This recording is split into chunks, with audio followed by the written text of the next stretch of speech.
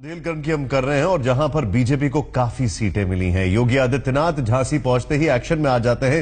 School हो, अस्पताल या फिर किसानों की समस्या हो, बुंदेलखंड की सारी परेशानियों को समझने की कोशिश में लग गए हैं। सुबह से ही आज तक की टीम योगी के इस दौरे पर पैनी नजर बनाए हुए थी।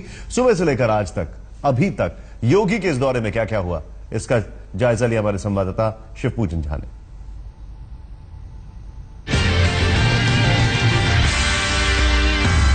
मुख्यमंत्री बनने के बाद योगी आदित्यनाथ पहली बार बुंदेलखंड के दौरा पर हैं और इसी दौरे के दौरान झांसी के इस अस्पताल में, जिला अस्पताल में वो पहुंचे हैं। औचक निरीक्षण कर रहे हैं, जगह जगह जा रहे हैं, देख रहे हैं किस तरीके से इंतजामात है। गौरतलब है कि इसके पहले भी योगी आदित्यनाथ कई अस्पतालों का दौरा कर चुके हैं और वहां पर सख्त निर्देश दिए हैं कि अस्पताल में साफ सफाई की व्यवस्था हो, मरीजों के साथ व्यवहार अच्छा हो और डॉक्टर जो है वो प्राइवेट प्रैक्टिस से बचे। इस तरीके के सख्त निर्देश दिए गए हैं।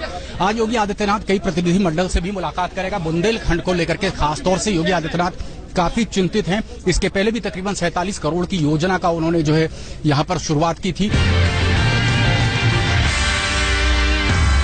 तो योगी आदित्यनाथ जी अस्पताल का निरीक्षण कर चुके हैं। बहुत सारी महिलाएं यहां पर हैं, आप देख सकते हैं तस्वीरों में बहुत सारी महिलाएं हैं। महिलाओं की समस्या सुनने के लिए योगी आदित्यनाथ रुक गए हैं। अधिकारियों को सख्त निर्देश दिया कि जो महिलाएं इनसे मिलना चाहती हैं, बात करना चाहती हैं, अपनी समस्या को दिखाना चाहती हैं, वो उनसे मिलेंगे और उन्हें हटाया नहीं जाए। ये बहुत कैरेक्टरिस्टिक फीचर है योगी आदित्यनाथ जी का कि जिधर जाते हैं और अगर शिकायतकर्ताओं का हुजूम वहां खड़ा होता है तो योगी आदित्यनाथ रुक जाते हैं, कोशिश करते हैं कि लोगों से बात करके उनकी समस्या सुने और समस्या का तुरंत उसी जगह समाधान हो सके। योगी आदित्यनाथ, ये खास बात है योगी जी की कि वो जिधर जाते हैं लोगों की समस्या सुन करके कोशिश करते हैं उनकी समस्या का तत्कालिक समाधान हो जाए। यहाँ के बाद योगी आदित्यनाथ अब जो मंडी जाएंगे, मंडी में भी किसानों की समस्या है। लेकिन दूसरी बात यह है कि आप देख सकते हैं जिस तरीके से केंद्र सरकार ने खासतौर से कहा था कि रेड बेकॉन लाइट नहीं होंगे। योगी आदित्यनाथ जिस सफारी गाड़ी में भी मौजूद हैं, इसके ऊपर रेड बेकॉन लाइट है। आखिर इसे क्यों नहीं हटाया गया, ये एक बड़ा सवाल है। आप देख सकते हैं, मैं अपने कैमरामैन से आग्रह करूंगा किस तरीके से रेड बेकॉन लाइट है इस गाड़ी पे। यहाँ के बाद योगी आदित्यनाथ जा रहे हैं मंडी में जाकर के वो वहां पे किसानों की समस्या सुनेंगे। लगातार ये कह रहे हैं कि बिचौलियों से जो है वो बचा जाए, बिचौलियों को हटाया जाए। लेकिन किसानों की लगातार शिकायत है कि बिचौलिए उनका हक मार जाते हैं। तो योगी आदित्यनाथ अभी बुंदेलखंड के दौरा पे हैं और ये लगातार पहले अस्पताल का निरीक्षण करने के लिए गए। अस्पताल के बाद गेहूं क्रय केंद्र का निरीक्षण इन्होंने किया है। गेहूं क्रय केंद्र के निरीक्षण के बाद अब ये तालाबों का निरीक्षण कर रहे हैं। गौरतलब है कि बुंदेलखंड जबरदस्त सूखाग्रस्त क्षेत्र है और यहाँ पर मुख्यमंत्री जी की बहुत महत्वाकांक्षी योजना है सिंचाई को लेकर के। अभी हाल के दिनों में ही तकरीबन 47 करोड़ रुपए आवंटित किए गए थे इस क्षेत्र में सिर्फ पीने के पानी को मुहैया कराने के लिए। लेकिन सूखे की स्थिति जस की तस है। ताल तलैया लगातार सूखते चले जा रहे हैं और मवेशी जो है वो प्यासे मर रहे हैं। ये तमाम बातें योगी आदित्यनाथ को यहाँ के स्थानीय लोग अवगत करा रहे हैं और योगी आदित्यनाथ इसी बाबत लगातार निरीक्षण करते चले जा रहे हैं। अभी ये इस तालाब का इन्होंने निरीक्षण किया है। तालाब का निरीक्षण करने के बाद ये अधिकारियों को निर्देश दे रहे हैं कि किस तरीके से तालाबों को कनेक्ट किया जाए एक दूसरे से, ताकि तालाब जो है वो सूख ना पाए। नहरों के लिए भी योजनाएं बन रही हैं। नहरों को जो है साफ करके नहरों में पानी आ सके, ताकि किसानों को जो है पानी, उनके खेतों के लिए पानी आ सके, ऐसी व्यवस्था करने के भी निर्देश अधिकारियों को दिए जा चुके हैं। लेकिन वहीं दूसरी ओर आप तस्वीरों में देख सकते हैं कि केंद्र सरकार ने जिस तरीके से कहा है कि लाल बत्तियां हटाई जानी चाहिए थी, लेकिन योगी आदित्यनाथ जो सफारी गाड़ी में भी फिलहाल सफर कर रहे हैं उसके ऊपर भी लाल बत्ती है लगा को तकलीफ पहुंची है। लोग वहाँ पे मिलने गए तो मिले तो कब से आप नौकरी कर रहे हैं। हमने कहा सर हमको तो 99 से कर रहे हैं। तो उसके बाद क्या तनख्वाह मिलती है, हमने कहा सर 4000 मिलती है।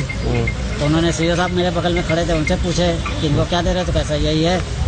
तो कहने लगे ये विकलांग लोगों को, लंगड़े लूले लोगों को रखेंगे तो ऐसे आदमी क्या सफाई का काम ले पाएंगे, तभी आपके यहाँ गंदगी ज़्यादा है। यही बात इतनी ही बोले। अच्छा, ये बताइए कि जो मोदी जी हैं वो खुद विकलांग नहीं कहते हैं, किसी को दिव्यांग कहते हैं, उन्होंने बढ़ दिया, तो आपको बुरा लगा इस बात? जी हाँ, इससे कल से हम लोग बड़ा टेंशन में हैं। हम ही चीज़ को बुरा मान करके चल रहे थे और यही चीज़ हमको बहुत खरीद कर सकते। अच्छा, इससे पहले भी मंत्री रहे थे, कभी उन्होंने कभी ऐसा कुछ, इससे पहले बहुत मंत्री आए मगर आज तक कोई मंत्री ऐसे नहीं है।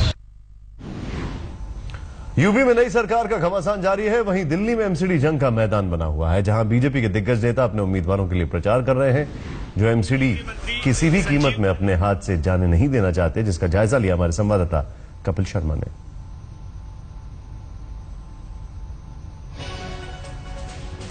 यात्री हैं उनसे बात कर रहे हैं, उनको पैम्फलेट दे रहे हैं। एमसीडी चुनाव के लिए बीजेपी के नेता गली गली मोहल्ले मोहल्ले तो घूम रहे हैं। डीटीसी की जो बस है उसमें भी जो प्रचार अभियान है वो चल रहा है। आप देख सकते हैं बीजेपी के राष्ट्रीय प्रवक्ता संबित पात्रा यहाँ पर मौजूद हैं, केंद्रीय मंत्री संजीव बालियान यहाँ पर हैं और एमसीडी में वोट देने की जो अपील है वो यहाँ पर कर रहे हैं। देखिए यहाँ पर पूरे जो मुसाफिर हैं, जो यात्री हैं, उनसे बात कर रहे हैं, उनको पैम्फलेट दे रहे हैं। अपील का जो पत्र है वो यहाँ पर दे रहे हैं। संबित पात्रा इस वक्त हमारे साथ मौजूद हैं। संबित जी बताइए, ये क्या एक्सरसाइज है कि आप बसों में भी आपको ये यात्री संपर्क अभियान के अंतर्गत जो युवा मोर्चा ने रखा है, केंद्रीय मंत्री भी आए हैं संजीव बालियान जी, और हम सबकी भी ड्यूटी लगी है। और देखिए ये जन जन तक संपर्क अभियान के माध्यम से ये पैम्फलेट हम दे रहे हैं कि क्यों दिल्ली वासियों को आम आदमी पार्टी ने ठगा है और किस प्रकार हमें सत्ता में लाकर एमसीडी को पुनः जीवित करना है। देखिए आज भी हिंदुस्तान में कल्चर है कि व्यक्तिगत रूप से अगर आप वोट मांगेंगे तो निश्चित रूप से वोट मिलेगी। तो सबसे व्यक्तिगत संपर्क, आप कहते हैं घर घर जाके कटाते हैं, आप वोट दीजिए,